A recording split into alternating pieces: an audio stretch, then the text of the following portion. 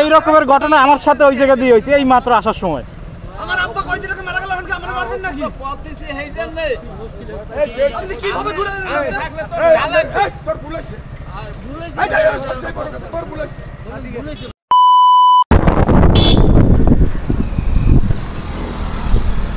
এইভাবে কেউ মোড় ঘোরে ভাই?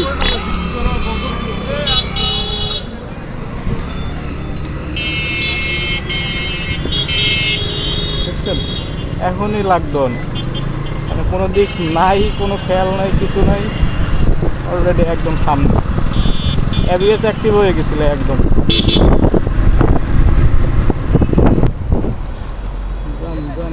ভাই গান সুযোগ দিলাম, এদেরকেও মাঝে মাঝে একটু সুযোগ দিতে হয়, নাহলে এরা রাস্তা সম্পূর্ণ আটকে রাখে।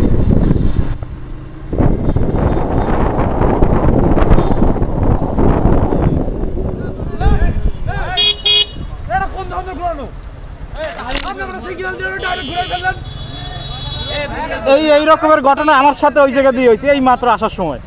আমার আব্বা কয়দিন আগে মারা গেল, এখন আমরা মারবেন নাকি? পথেছি হেইদেন নে। আপনি কিভাবে ঘুরে থাকলে তো লাগবে তোর ভুলেছে। আর ভুলেছে তোর ভুলেছে।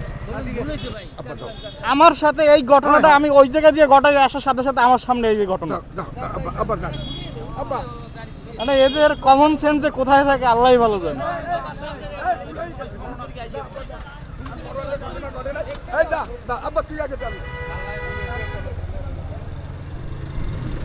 মানে এদের কমন সেন্স মাথায় না থেকে মনে হয় এদের কমন সেন্স পাছায় থাকে।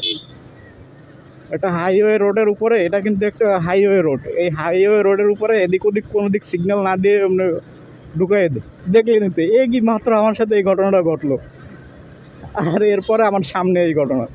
মানে আমরা যদি রাস্তায় সতর্ক না হই, গত ভিডিওগুলো বললাম না যে আমরা যদি সতর্ক না হই এই রকমের অ্যাক্সিডেন্ট কোনো দিনও সম্ভব না।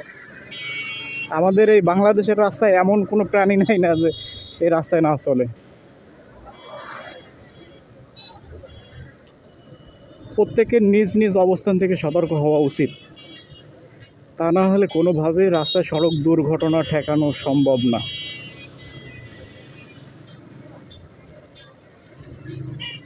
আর আমাদের এই একটা ব্রিজ, অদ্ভুত একটা ব্রিজ, যে ব্রিজের মানে কি বলবো আর,